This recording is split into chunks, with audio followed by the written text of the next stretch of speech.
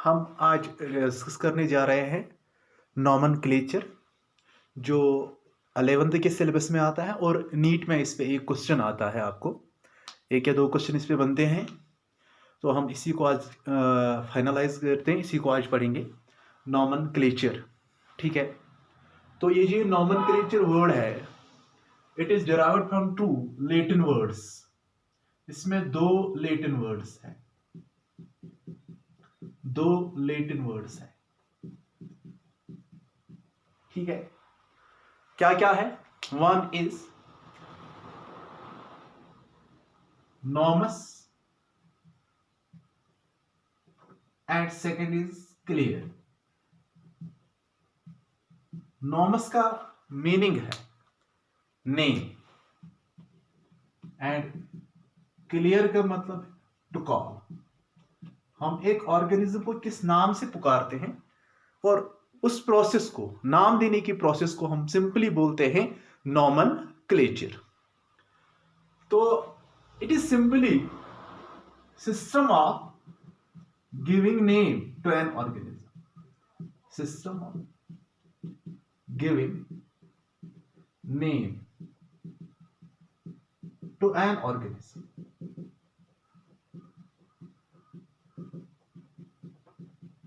Organism, एक organism को कोई नाम देना, हम इसको बोलते हैं simple nomenclature.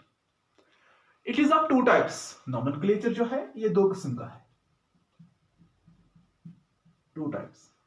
One is common और वर्नाक्यूलर नॉमेनक्लेचर।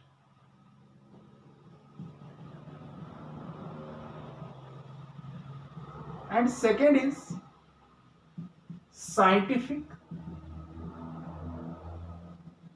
nomenclature.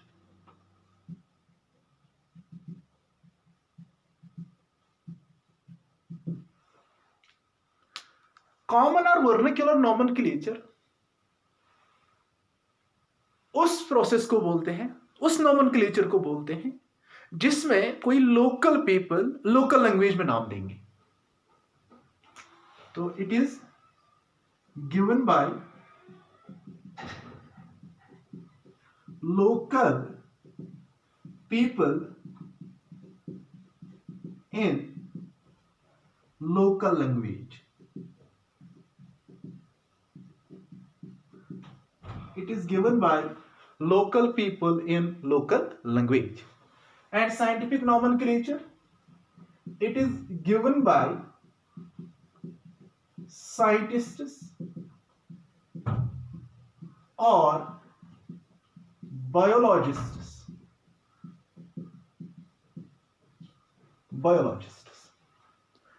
ये लोकल पीपल देते हैं लोकल लैंग्वेज में, और ये साइंटिस्ट्स या बायोलॉजिस्ट्स देते हैं। तो अगर हम यहां पर देखेंगे, अगर हमारे पास ऑलरेडी ये वाला सिस्टम ऑफ नॉमेनक्लेचर था, कॉमन और वर्नाक्यूलर नॉमेनक्लेचर, तो हमें साइंटिफिक नॉमेनक्लेचर की क्यों जरूरत पड़ी? क्योंकि इसके बहुत सारे ड्रॉबैक्स हैं। इसके एडवांटेजेस हैं थोड़े बहुत, मगर ज्यादा ड्रॉबैक्स भी है। एडवांटेज की बात करते हैं तो एक जो इंसान, एक ह्यूमन है, ये कॉमन नेम्स बाय बर्थ, जब ये जन्म लेता है वहीं से सीख जाता है। And these are very brief।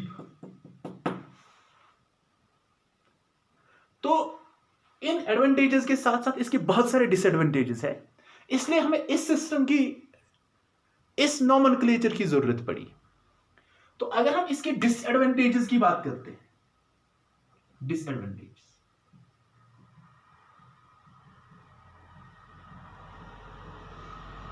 तो इसका बहुत बड़ा डिसएडवांटेज ये है, varies from one place to another place, varies from place to place। एक जगह से दूसरी जगह ये वैरी करता है। सिंपल सी एग्जांपल मैं आपको बता दूंगा। इंग्लिश लैंग्वेज में इंग्लिश पीपल जो है वो रोज कहलाते हैं। उसी रोज को अगर हम कश्मीरी में बोलेंगे गुलाब, कश्मीर पट या गुलाब। और अगर हम बंगाल जाएंगे, बंगाली लैंग्वेज यूज करेंगे तो वहां पे गैलप। तो it varies from place to place. Number second disadvantage is that ये जो लोकल पीपल है, दीज कॉमन नेम्स और कॉमन नॉमेनक्लेचर, इसमें ऑर्गेनिज्म के जो नाम दिए जाते हैं वो किसी स्पेसिफिक ऑर्गेनिज्म को दिए जाते हैं जो इनके लिए यूजफुल होता है।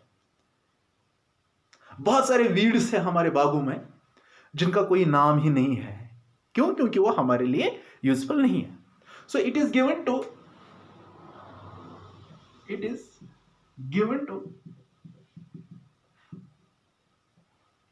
such organisms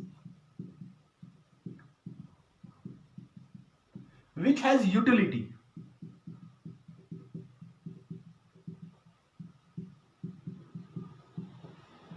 These names are less relevant.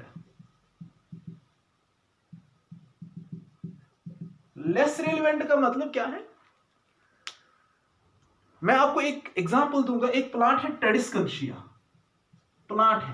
ट्रेडिस्कंशिया, इसको बोला गया है विडाउज टीयर।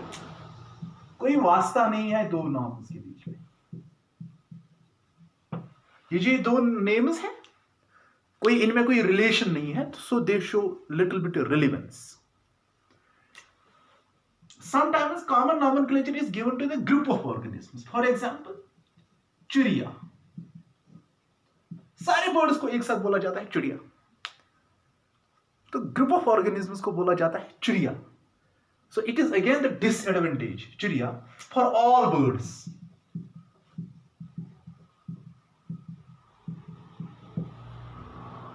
ठीक है। इसी तरह से अगर हम देखेंगे, बहुत सारे ऑर्गेनिज्म ऐसे हैं जिनके नाम दिए गए हैं कॉमन नेम या कॉमन नॉमेनक्लेचर में, मगर अगर हम उनको स्टडी करते हैं तो वो बहुत कम रिलेवेंस दिखाते हैं। सो ये नॉमेनक्लेचर हमारे लिए ठीक नहीं था, हमारे लिए यूजफुल नहीं था, तो हमें साइंटिफिक नॉमेनक्लेचर की जरूरत पड़ी। और साइंटिफिक नॉमेनक्लेचर में जो ऑर्गेनिज्म का नाम दिया जाता है, it is given by scientist और biologist by following certain rules. ऐसे कोई नाम नहीं दे सकता है, तो यहां पर कुछ रूल्स को उसको फॉलो करना है, तो उसके हिसाब से उसको नॉमेनक्लेचर, उसको किसी ऑर्गेनिज्म का नाम देना है और उस नाम को हम बोलते हैं साइंटिफिक नेम। तो वैसे यहां पर कोई रूल फॉलो नहीं किया जाता है, जो मन चाहे किसी भी ऑर्गेनिज्म को कोई भी नाम दे सकते हैं, यहां पर कोई रूल अप्लाई नहीं होगा। यहां पर रूल्स फॉलो किए जाते हैं साइंटिस्ट, और साइंटिस्ट ये नाम देते हैं जिसको हम बोलते हैं उस प्रोसेस को साइंटिफिक नॉमेनक्लेचर, और उसमें जो नाम आता है उसको बोलते हैं साइंटिफिक नेम। और यही साइंटिफिक नॉमेनक्लेचर हम पढ़ेंगे ये क्या होता है।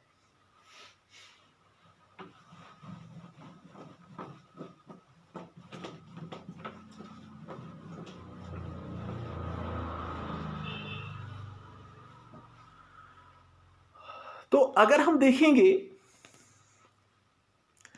ये जो साइंटिफिक नॉमेनक्लेचर है, scientific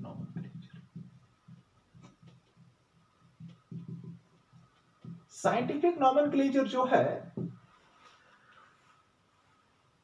it is system of applying scientific name, system of applying scientific name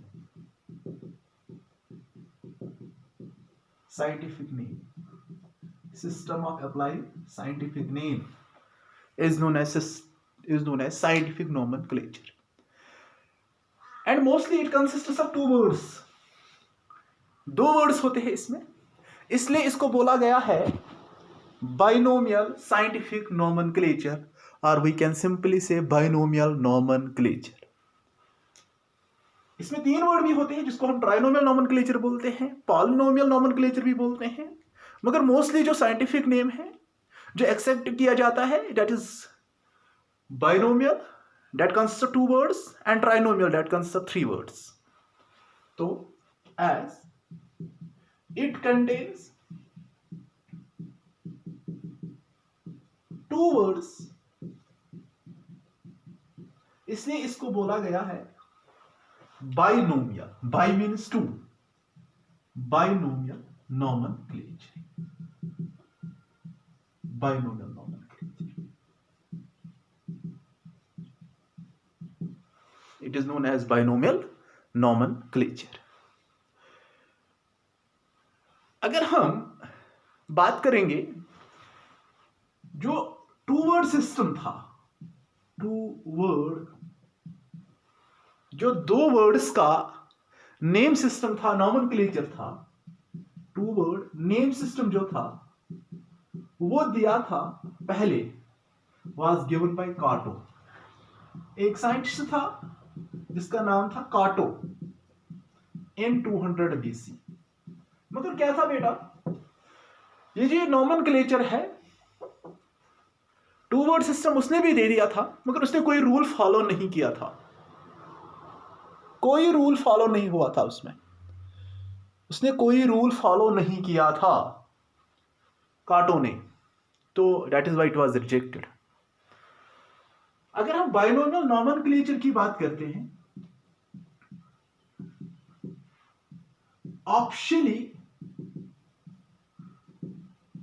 optionally जो एक साइंटिस्ट था जिसका नाम था गेस्पार्ड बहन इन 1623, उसने उसको ऑफिशियली प्रपोज किया. Officially proposed by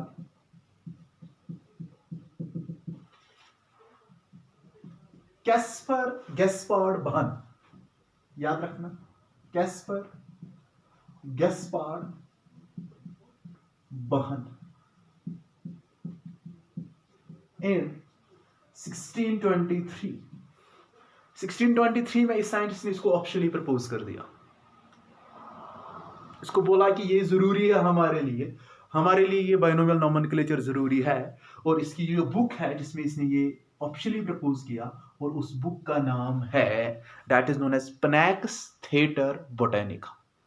पेनाक्स theatri botanici, pinax theatri botanici. इसकी जो बुक थी उसमें उसने ऑप्शनली उसको प्रपोज कर दिया. But binomial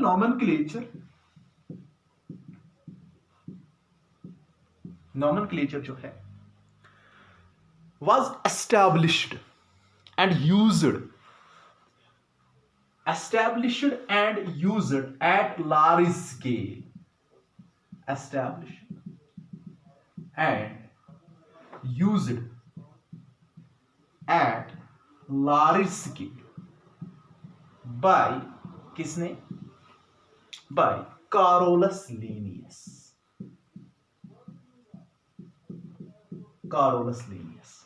For both plants and animals. Plants और एनिमल्स के लिए इसको किसने एस्टैब्लिश कर दिया?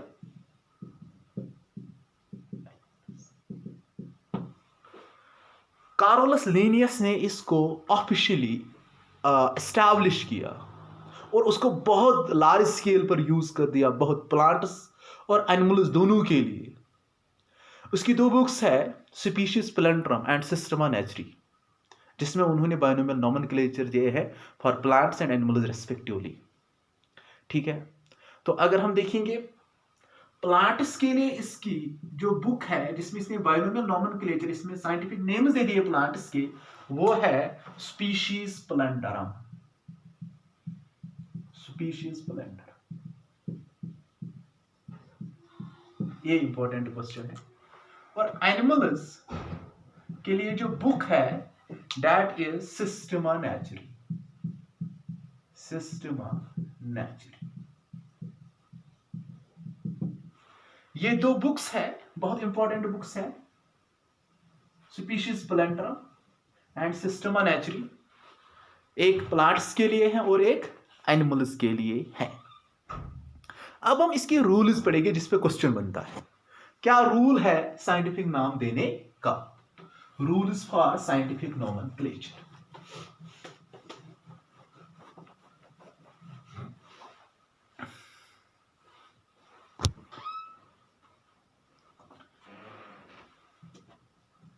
rules.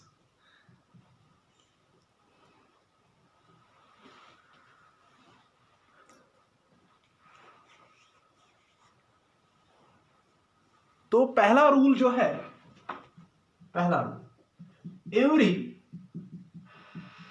ऑर्गेनिज्म, इसका ये रूल है, कोई भी ऑर्गेनिज्म, कोई भी living organism needs to have a scientific name which is applicable everywhere in the world. Every living organism needs to have scientific name. Scientific name. इसका ऐसा साइंटिफिक नेम होना चाहिए applicable everywhere in the world. In the world.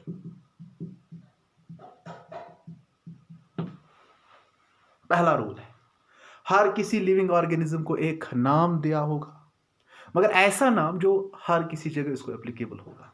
दुनिया के किसी भी कोने में जाएंगे, उस नाम से पुकारेंगे तो उनको पता होना चाहिए कि ये क्या चीज़ मांग रहा है, ये क्या चीज़ मांग रहा है, उनको पता लगना चाहिए।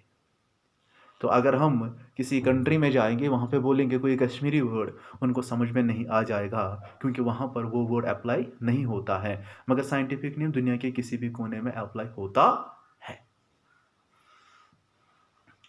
Number second, every scientific name consists of two words. Every scientific name consists of two words. इसमें दो वर्ड होते। Every scientific name consists of two words. One representing genus. जो पहला फर्स्ट वन represents genus, ये genus को represent करता है, और सेकंड वन जो है रिप्रेजेंट स्पीशीज।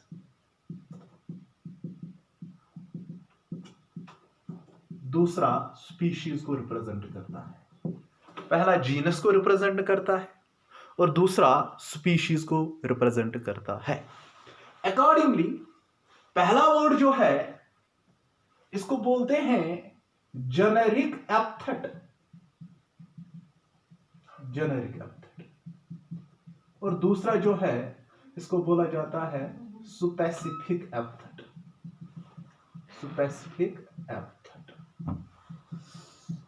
पहला बोला जाता है जेनेरिक एप्थेट और दूसरे को बोला जाता है स्पेसिफिक एप्थेट। ठीक है, तो अगर हम देखेंगे जेनेरिक एप्थेट जो है, generic एप्थेट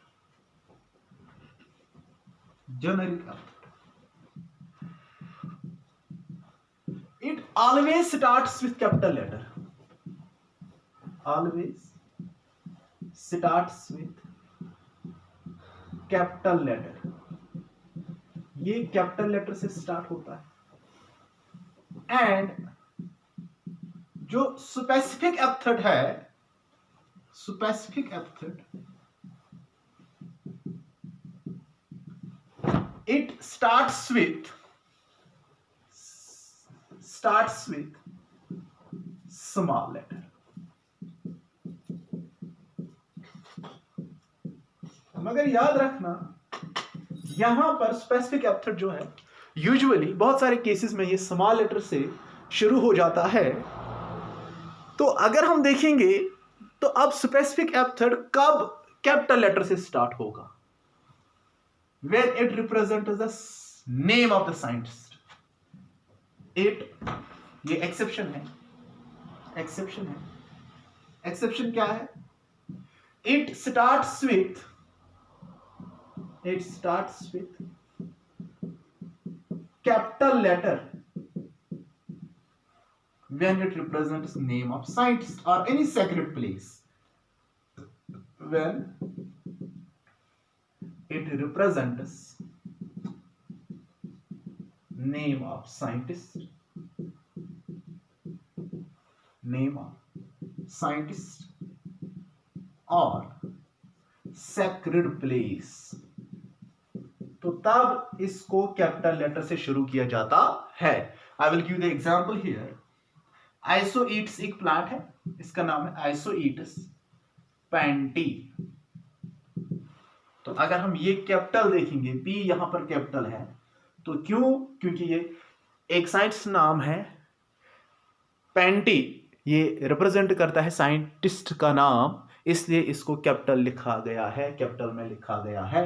this is capital letter, इसलिए मैं इसको एनसर्कल करता हूं। यूजुअली स्मॉल लेटर से स्टार्ट होता है, मगर जब किसी साइंटिस्ट या सेक्रेड प्लेस का नाम रिप्रेजेंट करता होगा तो हम इसको भी कैपिटल से शुरू करते हैं। ये जेनेरिक एप्थेट है, ये स्पेसिफिक एप्थेट है। जेनेरिक एप्थेट तो हमने ऑलरेडी कर दिया स्टार्ट कैपिटल लेटर से, इसको स्मॉल से करना था, मगर यहां पे साइंटिस्ट का नेम है, इसलिए हमने इसको कैपिटल लेटर से स्टार्ट कर दिया बेटा। अब कुछ टर्म्स है, 3 टर्म्स है, बहुत इंपॉर्टेंट टर्म्स है। ये था रूल नंबर 2। कुछ 3 टर्म्स है, मैं आपको बता दूंगा इसी स्पेसिफिक एप्थेट और जेनेरिक एप्थेट पर। तो वो क्या है? 3 terms. One is tautonym, tautonym. Number 2 is autonym, and number 3 is homonym.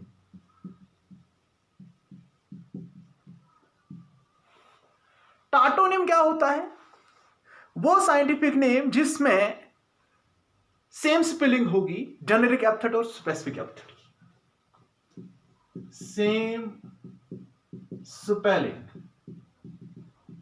Of generic epithet and specific एप्थेट।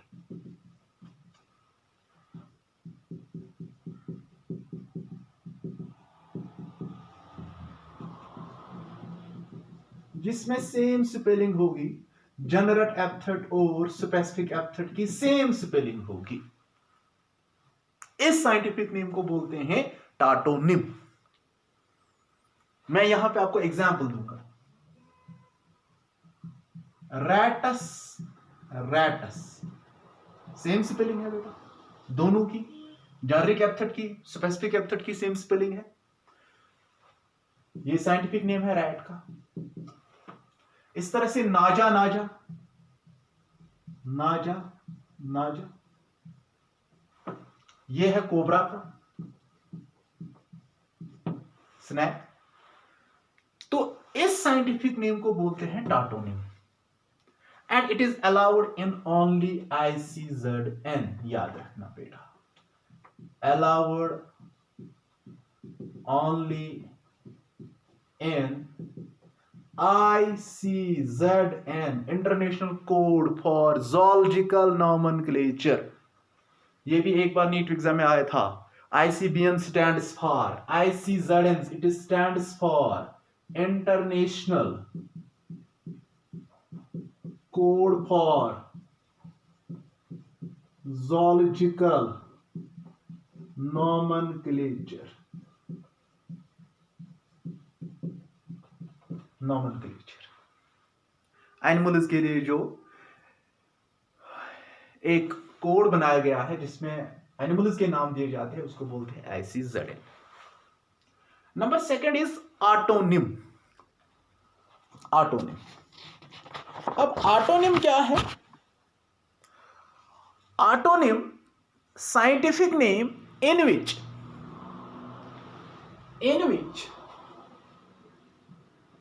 अगर हम, अभी तक हमने टाटोनिम बताया, अब अगर हम देखेंगे तो यहां पे मैं एक और मेंशन करूंगा, allowed in ICZN, not allowed in ICN, allowed in ICBN, international code for botanical nomenclature, और वी सिंपली से ICN, international code for nomenclature of algae, fungi and plants.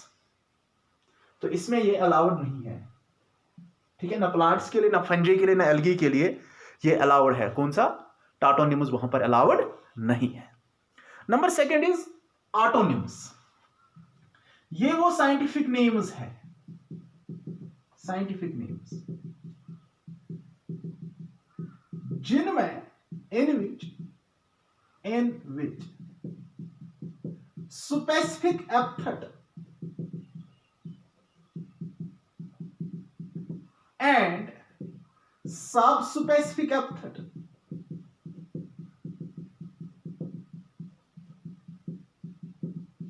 has same spelling.